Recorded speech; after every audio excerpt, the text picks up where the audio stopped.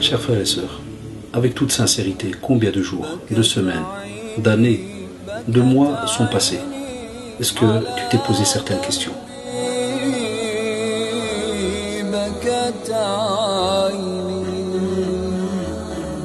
Combien d'erreurs ont été commises? Combien de péchés? T'es-tu posé la question, est-ce que tu te rappelles de ce que tu as fait durant toute cette période?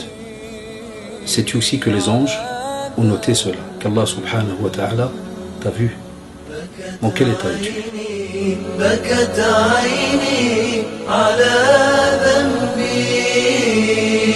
Remets-toi en question.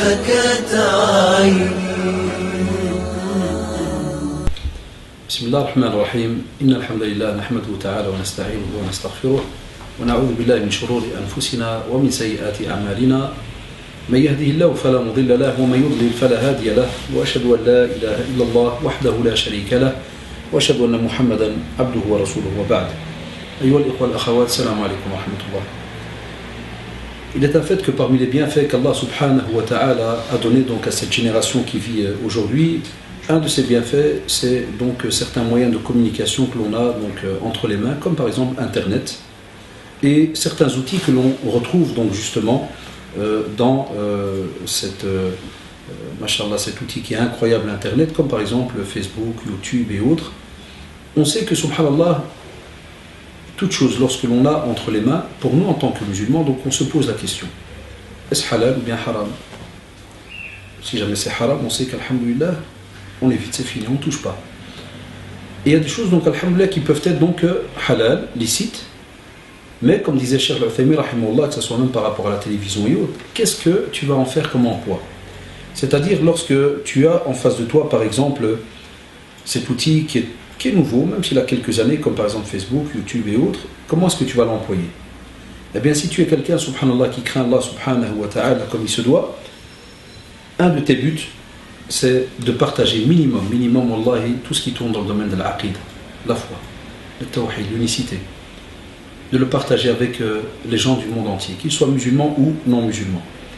Et aussi dans une matière, donc, ou dans une manière plutôt, que l'on appelle chez nous le juste milieu. Est-ce qu'on le fait tous? Prenez par exemple nos amis qui ont des pages sur Facebook par exemple. Qu'est-ce qu'ils y mettent?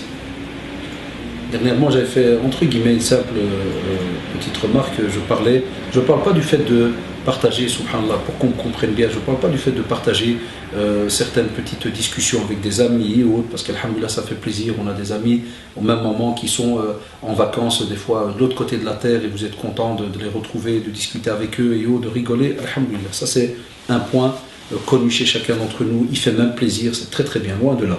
Donc moi je parle et vous savez très très bien ce que certains font dans ces moyens-là, sur ces murs entre guillemets, et où sont postées des fois des choses qui sont loin de ce que donc l'islam attend de nous. Vous prenez le premier exemple, les photos de profil par exemple, hein, on le rappelle et on l'a jamais, subhanallah, aussi rappelé que depuis que nos jeunes utilisent ces moyens, mais journalièrement, on ne peut en tant que musulman ou musulmane se montrer mais d'une manière où tu vas laisser un témoignage wallahi néfaste en ta défaveur auprès d'Allah subhanahu wa ta'ala. Sans oublier, les gens voient tes atouts. Que tu sois homme ou femme, on va voir la manière dont tu vas te mettre donc en profil. Certains m'envoient des demandes d'amis et wallah, t'es gêné, tu le pousses direct, hein, tu mets directement, non.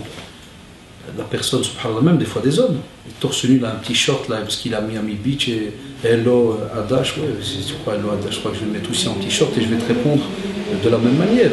Ça fait mal au cœur. Je suis peut-être un peu direct là, vous pouvez vous dire tiens ouais, c'est un peu cassant, le frère il est sincère, mashallah, il t'aime en Allah, il veut t'aider. Non, s'il est sincère et il m'aime en Allah, il doit aussi accepter ce petit message, parce qu'au même moment, et c'est ce que j'ai appris petit à petit, parce qu'on n'est pas des grands spécialistes dans ce domaine, dans Facebook, l'ami de mes amis est mon ami, entre guillemets, hein, je crois que ça se résume à cela. Donc même si toi, je te connais, t'habillé toujours normal, tu as un autre ami qui est peut-être entre guillemets un petit peu farfelu, qui va mettre une image bizarre, tu sais très bien que si je suis ton ami et que tu partages justement les informations, je vois ce qu'on appelle ces choses catastrophiques et des fois bizarroïdes que certains mettent. Côté sur la même chose. Billah alaykoum, dernièrement, certains me font la remarque en disant pourquoi tu n'acceptes pas de sœur dans ton comment vous l'appelez, mur, donc Facebook, et subhanallah, les yeux du désert, ton ami. Non, pas mon ami. Tu es une sœur en Allah, il n'y a aucun problème, mais de cette manière-là, tu peux être ni mon ami, ni l'ami d'Abdullah ou Mohammed ou d'un autre. Ça va être une vdeha à ce moment-là, si jamais cette amitié elle commence. Et au même moment, certains nous disent, même quand j'ai eu l'occasion d'envoyer des messages comme ça, donc en privé, en me disant j'espère que la personne va le lire, alhamdulillah, wallah, il y a un bien, et on le voit chez nos jeunes. C'est pour ça que je vous dis, quand on taquine, c'est parce qu'on sait qu'alhamdulillah, et jazakumullah, wallah, et Dieu en est témoin, vous écoutez nos conseils. Certains directement changent l'image de profil. Parce que je dis à la sœur, taqillah, est-ce que c'est vraiment votre photo là que vous avez mis, que vous avez osé m'envoyer? Ah non, wallah, c'est des photos qu'on trouve sur internet. Non, c'est grave. Et on vous dit, Allah alaikum, toute chose que vous allez employer, n'oubliez pas une chose. Derrière l'écran, il y a quelqu'un donc qui vous écoute. Ou bien des fois, quelqu'un qui vous suit. Il suit un petit peu tous les événements, ce que vous mettez. J'ai dit quelqu'un qui vous écoute. Par exemple, il y a quelques jours, la même chose. On m'envoie, par exemple, un lien. Je vais pour cliquer. Vous trouvez donc une fille qui est en train de chanter, puis elle reçoit une tarte. Ce qui est là, c'est sa vie privée. Pourquoi comme ça la mettre sur Facebook et retrouver peut-être plein de musulmans qui vont se foutre d'elle et rigoler d'elle, et elle va passer dans toutes les demeures, dans toutes les maisons. Quel est ce témoignage auprès d'Allah subhanahu wa ta'ala? Alors que Mskila, elle est peut-être naïve, c'est vrai qu'elle pensait peut-être, il arrive des fois Allah, et que des personnes nous disent ah mais c'est étonnant que vous avez reçu ça, Wallah, et je l'ai donné qu'à une amie à moi. Et des fois, il y a des manipulations qu'on n'arrive pas donc à faire comme il se doit, et la personne, subhanallah, se retrouve avec sa vie intime exposée comme ça devant des millions de personnes. Spécialement, comme vous le savez, avec YouTube, où c'est très très rapide. Donc, il y a des chapitres bien précis, on met pour le rire, pour les gags et autres, et la personne est étonnée donc de se retrouver là. Je ne parle même pas des droits d'auteur, où des fois, les personnes donc subhanallah mettent sans demander donc la permission entre guillemets à d'autres, prennent par exemple n'importe quoi, puis mettent ça sous leur nom, et puis on part, et il n'y a aucun respect par rapport au travail de l'autre, ni quoi que ce soit. Je comprends quand c'est des ouvrages très très anciens.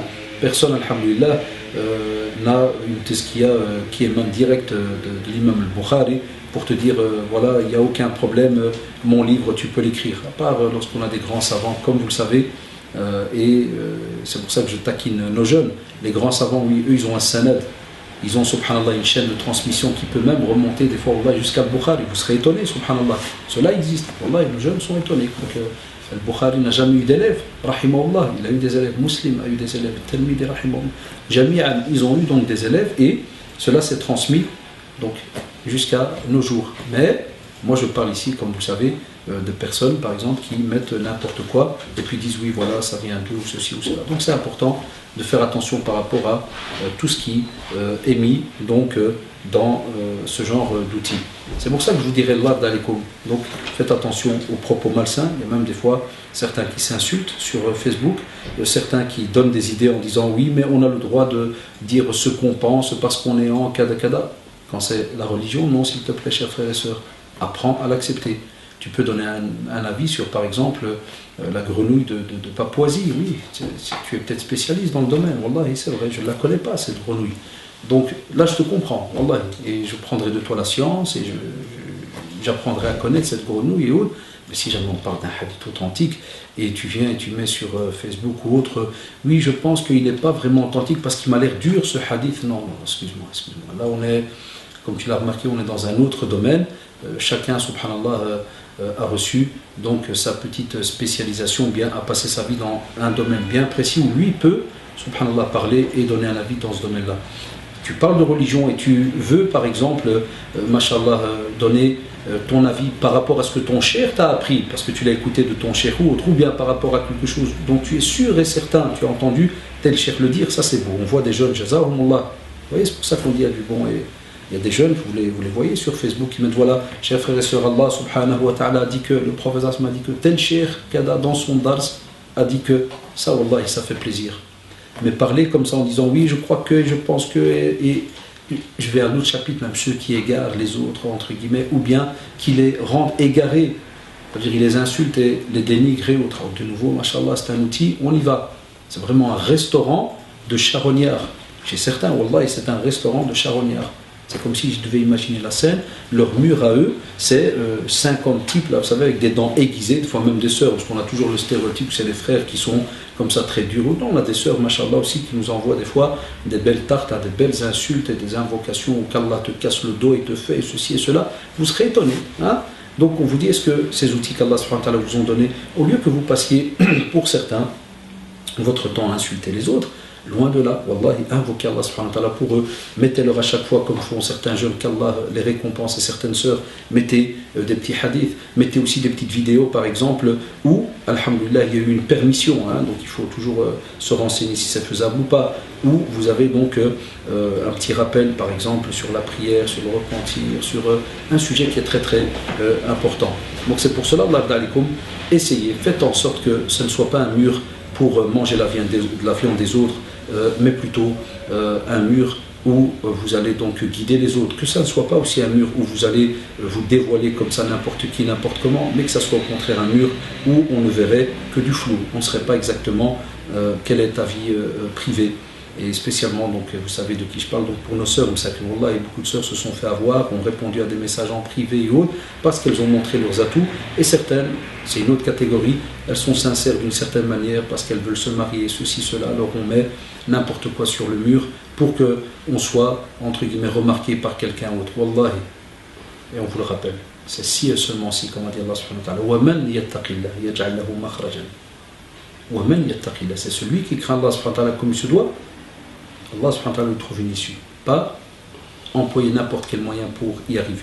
Enfin voilà, c'était quelques rappels là, dans les cours, ne les prenez pas mal, loin de là, et je vous fais confiance en ce sens, mais sachez que ce sont des rappels pour tout simplement nous dire et nous montrer que si Allah subhanahu wa ta'ala nous a donné un outil, on en sera questionné le jour du jugement dernier, et aujourd'hui vous avez l'occasion d'employer ces outils pour, alhamdulillah, propager la parole d'Allah subhanahu wa ta'ala d'une manière juste, claire et dans un juste milieu aussi.